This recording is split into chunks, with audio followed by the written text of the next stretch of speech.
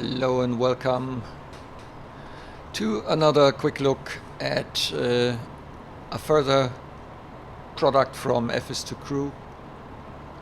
It's the FS2CREW, the kind of virtual co-pilot solution from FS2CREW for the FlyByWire A320NX. FS2CREW is a payware, the FlyByWire is a freeware. I'm running here in Stuttgart. It's the feel there, EDDS scenery, which I'm starting to get used to. The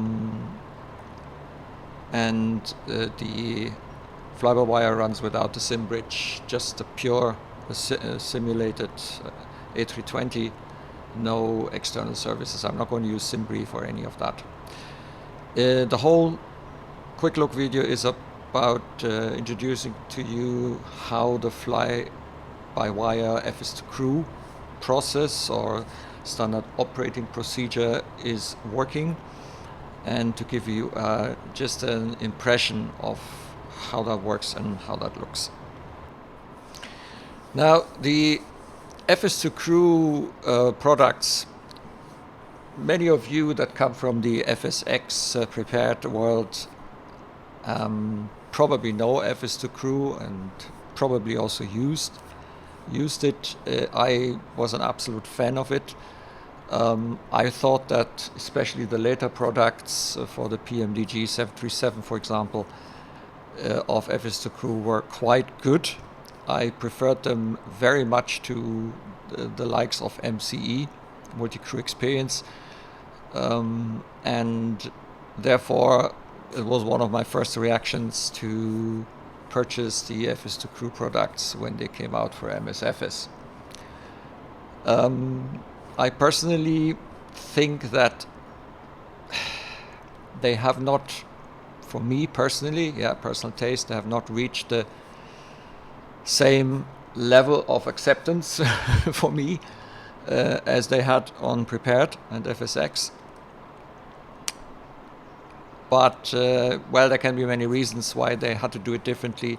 One of the things that I really don't like about this product line is the UI, which I think is awful. Personal opinion, okay? It's very difficult to kind of grasp intuitively what you should do until you have started to really, and I have to say it, read the manuals and try it out, until you get used to how are things done here, and what you can do. That can go down to the point where you don't need this clunky piece of UI here. You can probably reduce this to something like this, okay?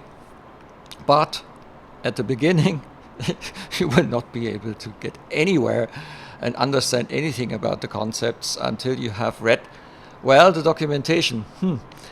There isn't really that much. There is a tutorial, you go through this and you grasp some of the concepts from it.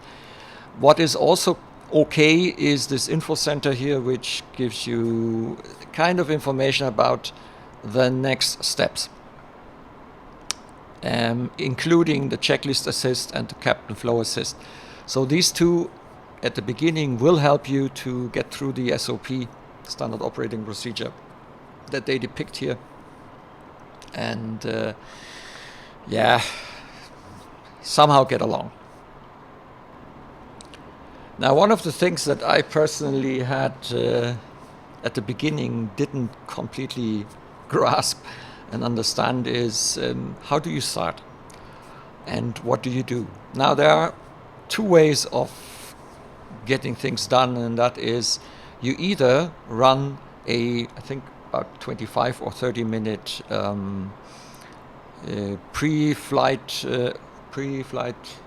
preliminary pre-flight or pre-flight event phase, where this tool will set you up with, I guess, the jetways if possible, and getting the the loaders and ground power unit and stuff like that driven up. Or you don't have to go into this, but you then need to somehow start some flows, and this is exactly what really confused the hell out of me, because during the PFE, as they call it, pre-flight event phase, you start some, or not you, it starts some of the first officers' flows, and is very difficult to understand how do you get this started. It's possible, but it's not obvious, especially not when you look at a reduced user interface like this at the beginning. One thing that you can see here is these are all the checklists and activities, not only checklists, but also activities that you basically, that are focusing on you as the captain here, or as the pilot flying, or whatever. Okay, so you can see that you call for checklists, you call for engine starts. A lot of these things you have to do yourself, and that's one of the things. They implement an SOP, and that's not a bad thing. Yeah, I'm not complaining about that one. There, it's just it's not so obvious when you start with it. You have to do stuff yourself, so it's not that that the virtual co-pilot sort of will do everything for you. No, the virtual co-pilot will only do what normally under the SOP is his task to do, and he will read the checklists to you, but all the tasks that you're supposed to do, you have to do yourself. And in the captain flow assist box that you will see there are some hints of what's the kind of stuff that you need to do and what are the trigger points. Actually, the trigger points usually come here. So we are currently at the RTO. So this is actually kind of a replacement of the doku, I suppose. So when you look at the pre-flight procedure, running pre-flight events is optional. Yeah, press pre-flight events button, top row, to start departure countdown. That's this thing here, this the clock. We're going to do that in a moment. Engines must be off for PFE button to be visible. Yep, we are cold and dark here. Refer to PFE button tooltip for additional info. Not sure what they're talking about. Use pushback express for the pushback. Refer to the assist panels for additional guidance. Yeah. So actually what will happen is as soon as you start, click here on the little clock, the first officer, one of the first things they will do is establish the electrical power, and as far as I have seen, we start connecting the jetways and stuff like that. So we'll see. The assist panels, yeah, checklist assist, that helps you when you're reading a checklist and there are things that need to be done for it, and that's the captain flow assist. So generally you will see certain hints of what needs to be done. Here you see hints for the after start. So the trigger is the engine mode selector. Then for the taxi, the FO flight control check completed. So you will go through a flight controls check. The taxi, that's where we were. Hang on. The takeoff trigger is the nose wheel light to take off position or calling below the line checklist. Climb trigger flaps 0, passing 10,000. So as soon as the flaps are in, the ground spoilers will be disarmed. These are things that the first officer will do for you during the descent. Passing 10,000, the usual 10,000 activities, terrain on ND and all that. Landing is the gear extended, so as soon as the gears come out, the first officer will do some stuff. What is actually very nice, and I really like that, is the fact that it reads out any kind of mode on your PFD. So up in the PFD of the Airbus, you will have the mode for your thrust setting, your current one, speed, stuff like that. The lateral and vertical modes that you're just in, and it will call out whenever there's a change, which is actually quite a realistic thing, because normally the pilots make themselves aware of any mode change that the computer does, so that you are actually aware of what's going on, and that's simulated here. All right, so that's a quick introduction, and I'm going to leave the window like this. If you press that button here and it's orange, then it will stay above your simulator window, which is especially practical when you have only one screen. I don't like, from an aesthetic and also usability point of view, I don't like this UI, but it does what it says on the tin, so I suppose it's okay. By the way, if you're not sure what these checklists are, there is this window you can press here, and this window opens and it gives you the representation of the checklists that they're reading. I know these are, by the way, older ones. I think the modern, like since the last 2 years or so, Airbus has published different checklists and flows, but yeah, fair enough. I mean, that's fine. By the way, there are lots of settings. I'm not going to go through them. I'm just going to show you. You can do the whole thing with voice control. I don't really like voice control. I think for me it's too complicated. What I have is I have 2 buttons on my joystick, which I have defined. And you set them here for main key and secondary key. That's like in the old products. But you can actually also use a voice control, and then you would have to provide phrases. Now that didn't work overly well. I had to repeat a lot, and it just disturbs me in the flow. So I prefer also on prepared, I mainly use the button version of the FS2CREW products.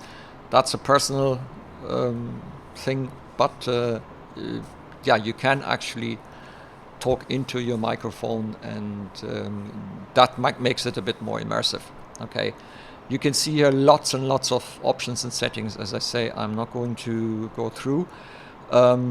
What you can do though, and I just realized, is you can activate and I just realized that they're off. You can activate the PFE ground services. It's probably because I reinstalled it. So jetway, baggage cards, fuel truck, ground power, and catering. I'm going to have them all come in now when we start the pre-flight events. So I'm going to press on this button. Let's start setting up. Okay. And here you can see now the whole circus coming up. I'm not going to run you through this, so I will only show you when things are interesting. Let's go into the cockpit, and you can see the first officer has already wakened up the airplane. So he's starting the APU. Let's see preliminary cockpit prep flow.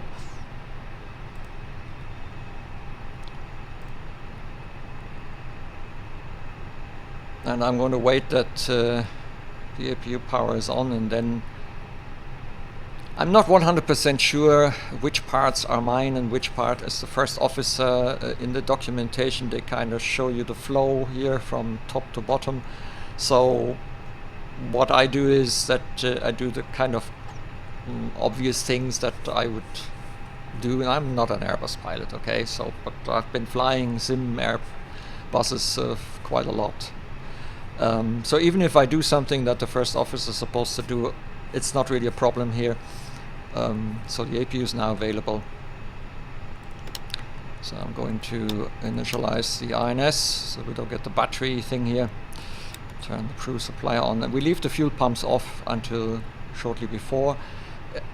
The fire test was actually done, but it was one of the first steps it does, and we came in a bit later, so you wouldn't see that. And yeah, so let's quickly go through this and do the most obvious things. See, put already the nav and logo lights on. That's okay. I'm out for the walk around. Turn those on. Put that in arm. And he's now out for for the walk around, and in the meantime I'm going to set up the FCU now, because this is a quick look. I'm not going to have you here with me all the time, but whenever there is something in the flow that's interesting, I'll let you know. So first officer is back, no issues on the walk around as he said, and he's now doing the cockpit prep flow. So you can see this here. There's a little line here with a blinking red something.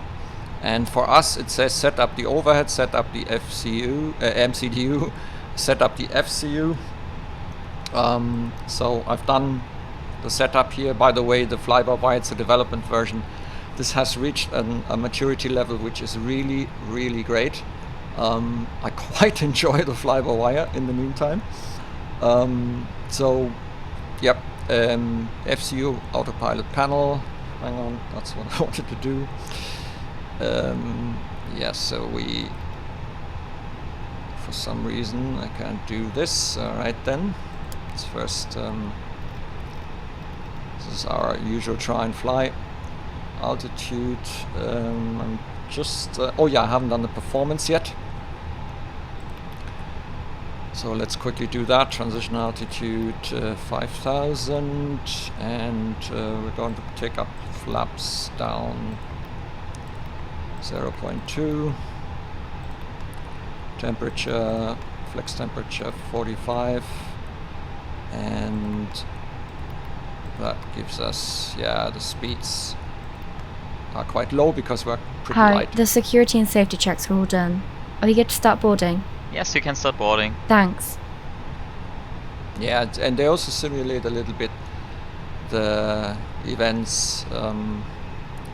So in a moment we're going to have to turn off the fuel pumps, but as we're not yet close to the before start procedure, I'll leave them off for the moment.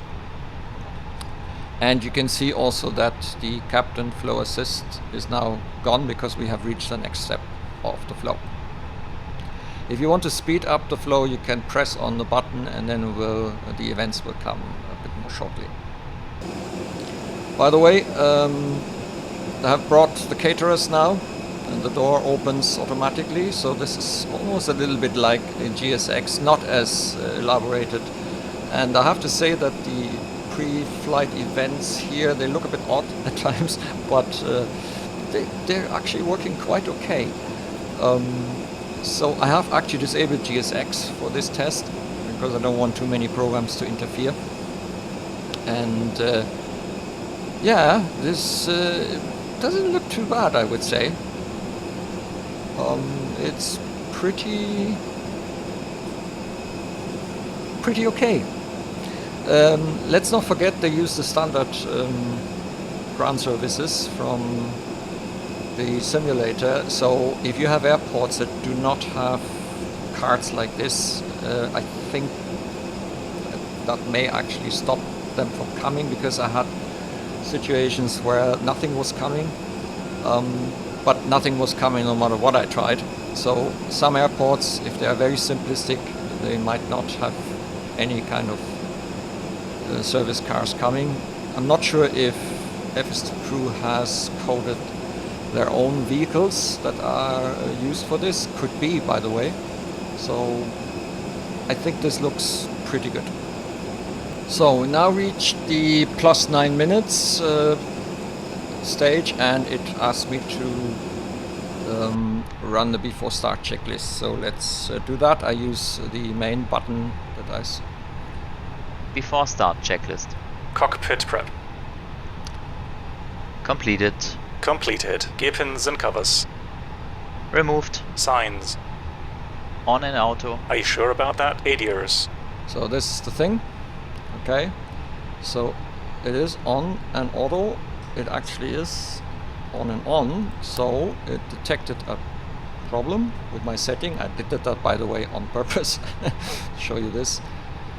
In the voice edition you would have to answer talking. As I say, I don't really like it. I prefer it with buttons. Enough. Fuel quantity. The fuel quantity is 4.1 tons. 4180 kilograms set. Takeoff data. Or like that. set. Barrow ref. So bar ref is 1013. 1013 set. 1013 set. Down to the line. Okay, so the down to the line comes then later, once we are done. So we've done the before start items now, we are plus 6 minutes.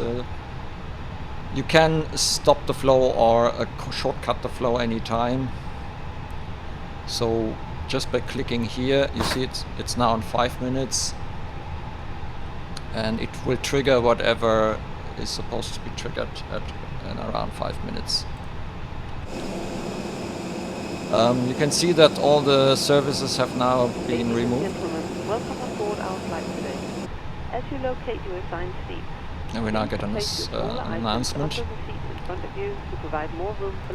If you're not sure, you can always check again, but at the moment the information pages don't give you any hints.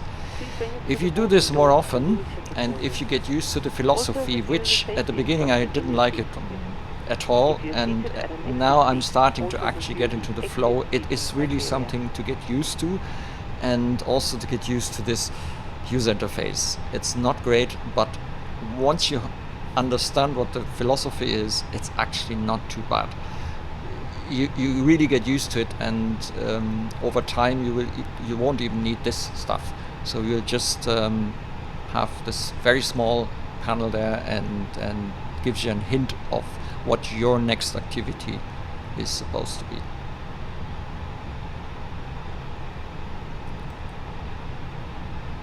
So plus 2 minutes. Hey guys, all packs are on board. Are we clear to close? Yes. Thanks, let me know if you need anything. So after cleared for pushback engine start, we turn the beacon on, parking brake, confirm on, and call for checklist below the line. So this is when we now will call the checklist when we're done. So I'm waiting for the last seconds for the flow to end. Now let's see what that does. You see we are now disconnected from the ground power. Also the jetway has gone back, and I'm going to, and that's my task now. I'm going to turn the beacon on. Not sure if the first officer will turn on the pumps, so I normally, my feeling is I would turn them on now. Parking brake, confirm on. It is on, and call for checklist below the line. Below the line. Windows and doors. Closed. Closed. Closed. Beacon. On. Thrust levers. Idle. Parking brake. On. Before start checklist complete. So now we are at the point where we would start with the pushback. Now pushback you can do in all kinds of versions. One of them, if you do have the pushback express from FS2CREW, you can press on this button here and it will call up the FS2CREW pushback express program, which will show up here. And this program works, it's not like GSX, so it will not know for each position at an airport where to go. Therefore you have to check, and looks like we are not on the line here. Can be a bit difficult. We use a different view mode. So we're a little bit too far. Let's try 66. Nope. Let's try 70. I think 70 is. Let's try 69. Yeah, I suppose that'll do. And I'm going to connect the Cockpit TAC to now. ground. Go ahead, flight tech. We will be ready shortly. Roger. Now you don't have to use this tool. Okay, bring that view back. So we're connecting now, and start pushback if required. Announce starting engine. After both engines stable, engine mode select on normal, APU bleed off.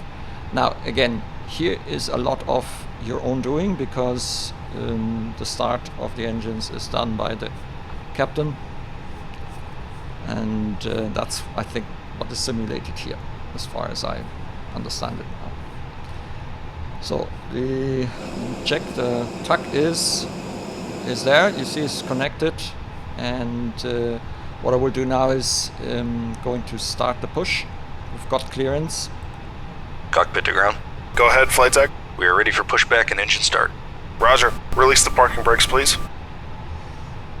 So I'm going to release the parking brake. Parking brakes released. Pushing back. Okay. Now I'm going to announce engine start number 2, because the start sequence you can configure is 2 then 1. Starting engine 2. And for that, I need to do this You myself. are clear behind, and you can start your engines at your discretion. Welcome on board today. This is your purser speaking. Please direct your attention to the cabin crew for important safety information. There is an instruction card in your seat pocket that illustrates the safety equipment on board this aircraft. Regulations require compliance with this information. Unfortunately, you always jump out of the simulator window, Lighted information signs, and if your view is on fasten your seat keyboard, belt by then inserting the it metal won't clip into the buckle. work Tighten by immediately. pulling on the belt. To release your seat belt, lift the metal flap on the buckle. It is our policy that you keep your seat belt fastened at all times while seated. Doors are clearly marked with exit signs and is located. I'm not sure what went wrong today, because normally it gets me pushed perfectly on the line. This time we're a little bit short. I wonder if I have done some mistake in setting up the distance. Now Pushback Express has stopped itself again once it's done. This is a non-smoking flight. Yeah, Smoking is not but I'm not going permitted in the cabin or in the lavatory. do the whole video Cabin again, lights will because now we've just turn been off. pushed wrongly. Light buttons are You located can hear the on second engine starting up, so Thank you I'm very going to much. finish now the startup sequence. Okay, both engines are stable now. And what you do now is to bring the engine switch switch into normal, and that triggers the flow by the after start flow by the first officer. And unfortunately now the captain's flow assist is gone, so I don't know what I was supposed to do. Yeah, I should have read, probably. I think part of it is that we are going to turn off the APU and the APU bleed.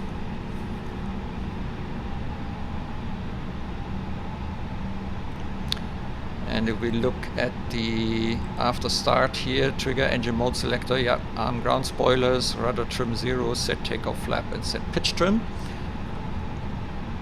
The takeoff flap, I guess it's getting from here, the takeoff settings. And we're now going to prepare the flight control. So I just realized that we need to know how 0.2 down, I think it was. So it wants me to now read the after start checklist. Let's do that. After start checklist. Anti-ice. Not required. Off. Ecam status. Checked. Pitch trim. 0.2 down. 26% set. Rudder trim. Whatever that is. Rudder trim is 0. 0. After start checklist complete.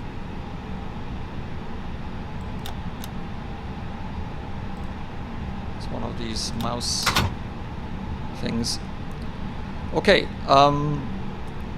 we've gone through the after start. We're not completely done yet, so we need to put this into max because we still have those things. You give a call to the forward cabin to get, and then the takeoff config. I'm going to do when we are closer to the runway. So I'm kind of going to check clear on the left. Clear left side. Clear right side. And we're going to do the flight controls check now. And the flight controls check is so full up. No, hang on, it hasn't started it. Flight control check. Ready. Full up. Full down. Neutral. Full left. I'm doing now the moving. Full right. Neutral. Rudder. Full left. Full right. Neutral. And the first officer is going to do the same now, as you can see.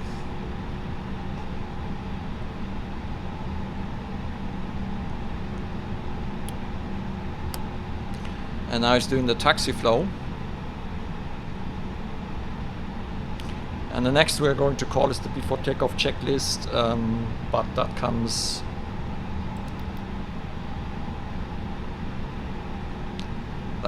when we are closer to the runway. So I'm going to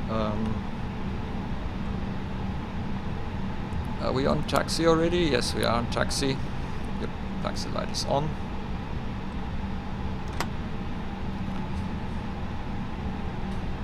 And the fly-by-wire accelerates quite quickly, especially when it's light. So you will need to use your brakes to keep the speed in an acceptable range.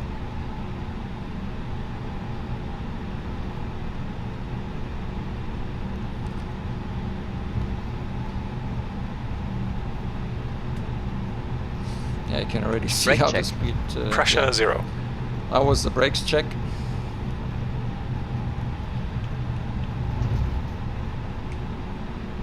So when you tap the brakes, if you tap it too much, then it will stop. I still have to get used to the taxiing of the fly-by-wire.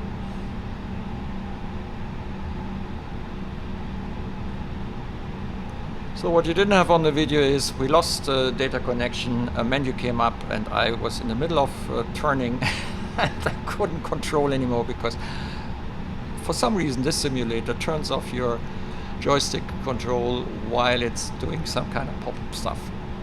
Yeah, and it's one of the things that I will never understand with this simulator. Anyway, we're on the before takeoff checklist. Let's quickly go through Before that. takeoff checklist. Flight controls.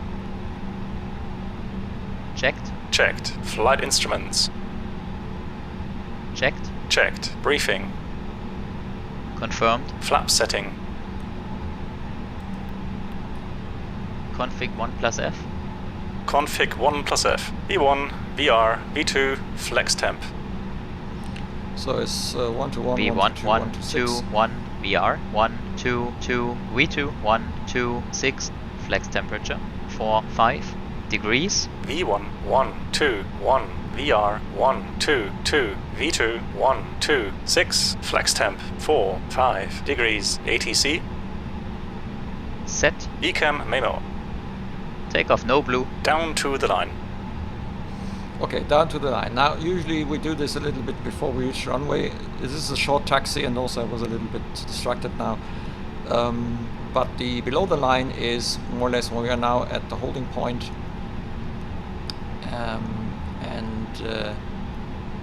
We get the clearance to enter the runway. That's when I do the below the line. below the line, And that also triggers the runway entry procedure here. Approach path clear of traffic. Takeoff runway. confirmed, Confirmed. Cabin crew. advised, TCAS. TARA, Engine mode selector. normal, PAX. hacks are on, Before takeoff checklist complete. So next step is then to announce the takeoff.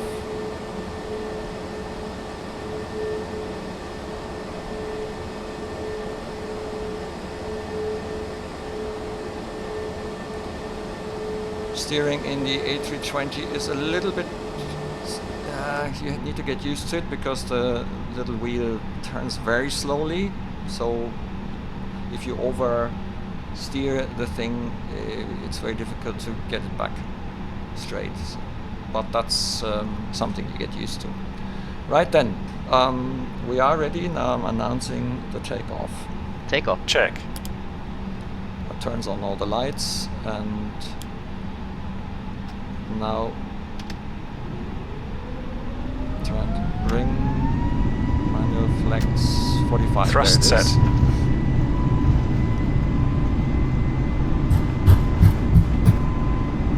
I think we're a little bit inside the line. 100 knots. Checked. Check. V1, rotate. Positive climb. Enough. Check. Man flag for 5. SRS. Auto thrust blue. Checked. Yeah, I should have got that. Gear up.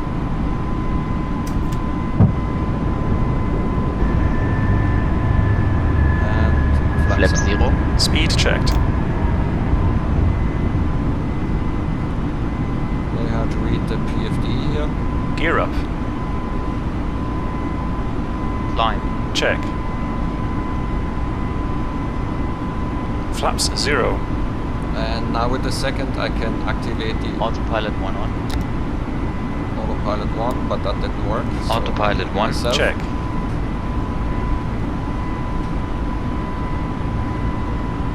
Manual flight. Check. Interesting. Autopilot 1. Check. Thrust climb. Auto thrust. Check. Here, thrust climb. Thrust climb. Auto thrust. Check. Yeah, that was a little bit too much now at the same time. Set standard. Standard cross-checked. Passing flight level 0, 6, So 4. dark in here. Let's turn on the lights. Now. Checked. Okay, after takeoff climb checklist. After takeoff climb checklist. Landing gear. Up. Flaps. Retracted. Packs. Packs are on. Down to the line. Clear hard enough. Okay.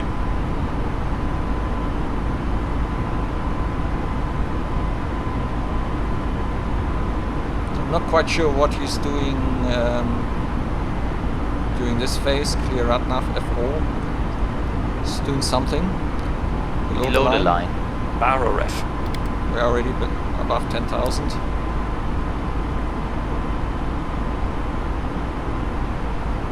Standard set. Standard set. After takeoff, climb checklist complete. Okay, and that's more or less it now for the rest of the flight until we come closer to the approach and descent. Now during each of the flight phase, you didn't hear that now, it will announce Alt Star because we have had a change here in the FMA, and whenever something is changing here, he will announce it and I will sort of confirm, which is quite interesting. It also announced 1,000 to go, and we were above Alt cruise. 130. Check. Okay. When ready to set up for approach, announce you have control. So sometime before the top of descent, I will give him the control, because then I'm kind of setting up everything for the approach, and you can see here hints on what you have to do, and then I take back the control. I have control, and then we get into the next descent and approach flows. Okay, now we are approaching the top of descent. What I'm going to do now is give my co-pilot control. You have control. I have control. And yeah, now I'm going to set up the approach phase. So 1013.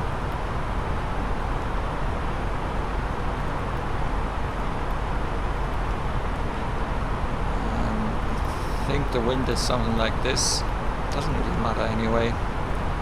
We have practically no wind.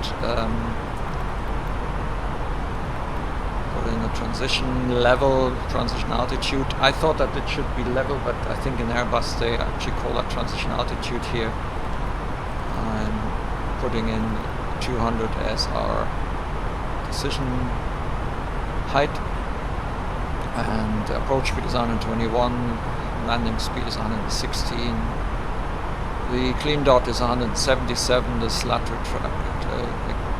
no, not slat, whatever, is 162, and the flaps 131. Okay, F speed.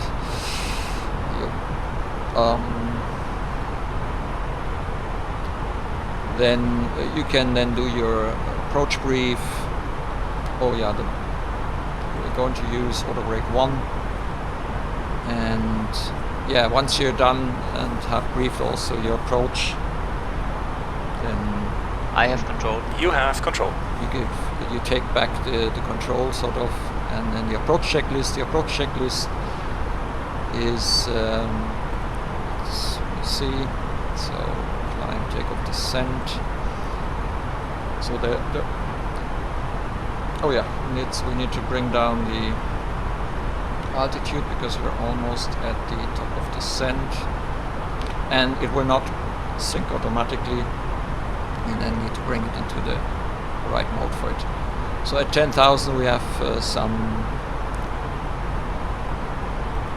activities by the first officers with the landing lights and so on, but that's more or less it at the moment. And yeah, whenever you're ready or when you're told to descend, you can push. Descent? This Check. is the manage descent. Yeah, and from here we go. So we're now at the 10,000 and EFIS as required, so there are some checks that you're supposed to do. Now the approach checklist is something that Speed? you would... Check. This was one of the FMA announcements. Thrust idle. Check. Yep. The approach checklist you usually do when you're below the transition altitude. In the US that would be 18,000 feet. In Germany we are quite close to the approach then. So you can run it actually whenever you feel you're ready. So I'm going to call the approach checklist now. We are still about 20 miles from Magat. I could do it a little bit earlier. I'll just do it now, just so that we have it out of the way. Approach checklist. Briefing. Confirmed. Ecam status. Checked. Seatbelts. On. Baro ref. 1013 set. 1013 set. Minimum. Yeah, that's why you see it doesn't quite match. In our case it doesn't really matter because we are on 1013 anyway. Normally I would probably wait really that we are below 5,000. 200 set. 200 set. Engine mode selector. Normal. Approach checklist complete. Okay, we're now in this approach mode here, and the next command that I can give is the flaps 1, but that's coming when we are actually on the approach. Check. So we're almost at Magat, and I'm going to activate the approach phase now. I think it automatically activates anyway. Alt. Check.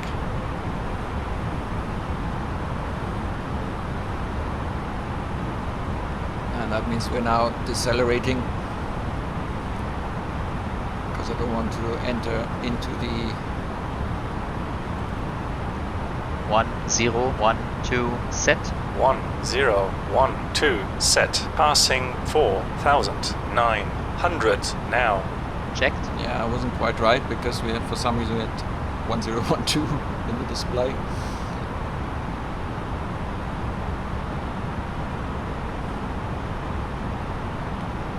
I'm arming the wireless approach. We also need to activate the landing system. Okay, we're just Glide slope's turning down. Check. onto the glide slope now, and We are currently at the clean dot speed of 180 knots. Now, it depends a little bit on the situation, ATC and so on, when I activate the modes. Glide slow. Check. Here we have all the time of the world, we have nobody pressuring us to keep certain speeds or so. Therefore, it doesn't really matter when we activate the modes, but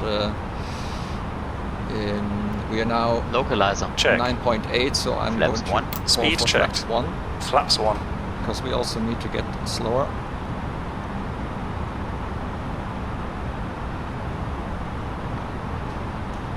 We may have to use the speed brake a little bit, it seems.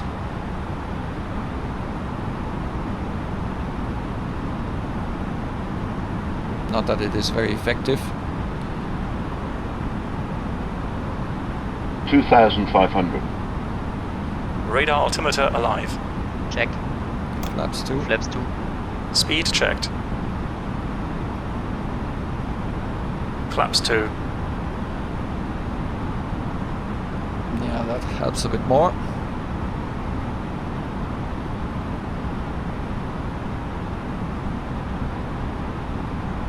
So we're 6 miles, gear down. Gear down.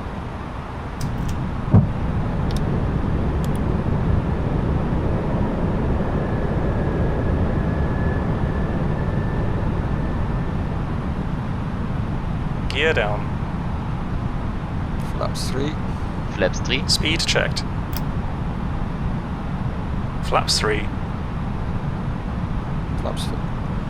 Flaps full. Speed checked. Flaps full.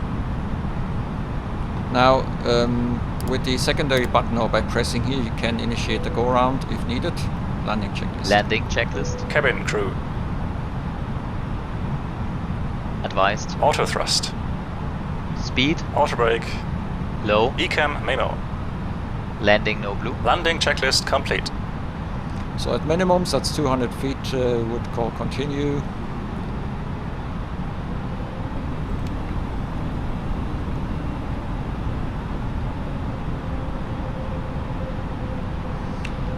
So almost there, 500.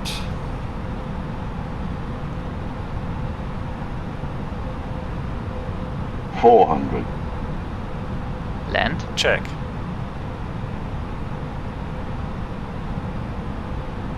$300. That's the land mode for the auto Check. land.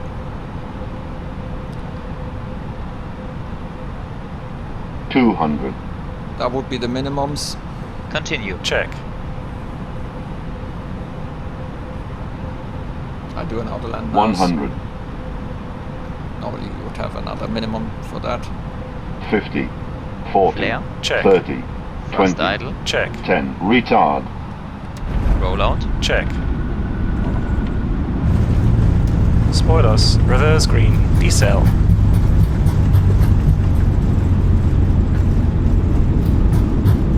$70 knots.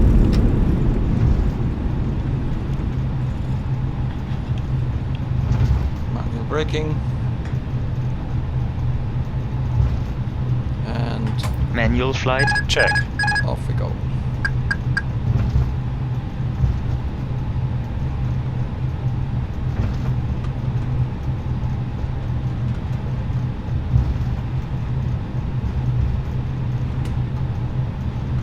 And as soon as we after landing flow, so the co-pilot is now cleaning up the aircraft, setting the lights, starting the APU and stuff like that.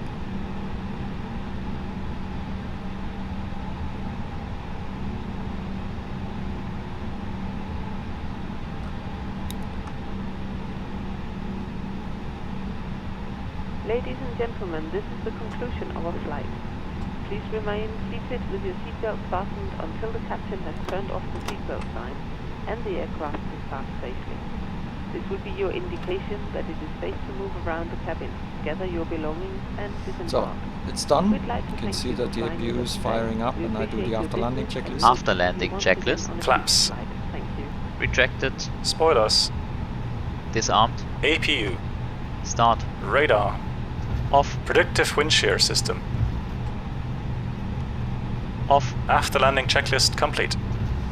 Okay, now that would, and I'm going to cut this short now. So what you would do is then you taxi to the parking position. At the parking position, you can call for taxi light off. Taxi light off. Which will then trigger more activities. Parking brake on, engine masters off. That's for me to do, so I'm going to set the parking brake and I turn off the engines.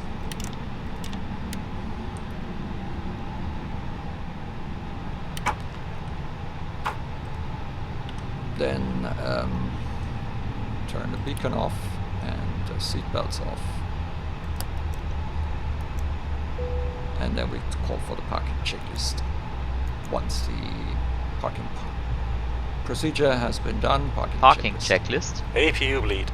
On. Engines. Off. Seatbelts. Off. Exterior lights. Off. Fuel pumps. Off. Parking brake and shocks. On. Parking checklist complete. Okay, and now you could also do the securing the aircraft, like turning it off and all, but we're going to leave that for today. I'm actually very impressed by the FlyByWire. It's a development version. It's really becoming a fabulous Airbus simulation, I have to say. FS2CREW, when I bought it, I was not impressed. I haven't used it for quite some time. There were also some issues at the beginning. Now I think this thing has become pretty stable. There are some little snags when it comes to, for example, integrating with other FS2CREW tools like Pushback Express. That didn't go quite smooth today, although normally it does work quite well. The RAS integration, RAS doesn't still work. I'm still trying to figure out why it's crashing, but yeah, eventually I will get it to work as well, so we have runway advisory call-outs as well.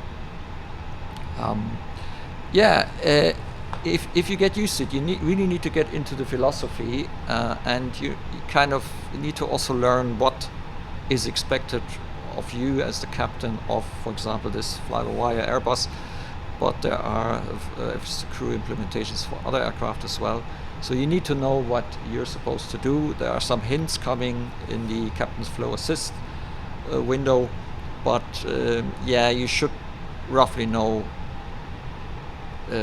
what you should do as a captain or pilot flying in the Airbus for this to be a smooth experience.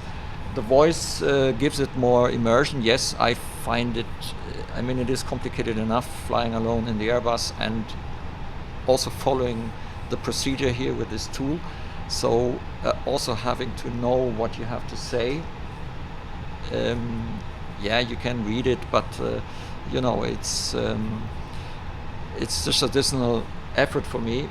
So when I'm on my own here, I prefer the button version because I just press that button. I can do that while I'm flying without having to concentrate a lot, yeah, on what to say, and then you have to repeat because it didn't understand. So the voice edition is great, but it just doesn't do it for me. So yeah, I'm not using it, but it's available and it can be quite fun if everything works out well and if the speech recognition is working. Okay, so we need to keep under 1 hour for this quick view.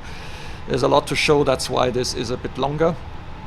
But you can see that I cut out all the lengthy parts that usually make these videos an hour and a half to up to 2 hours, depending on what the add-on is and what I have to show.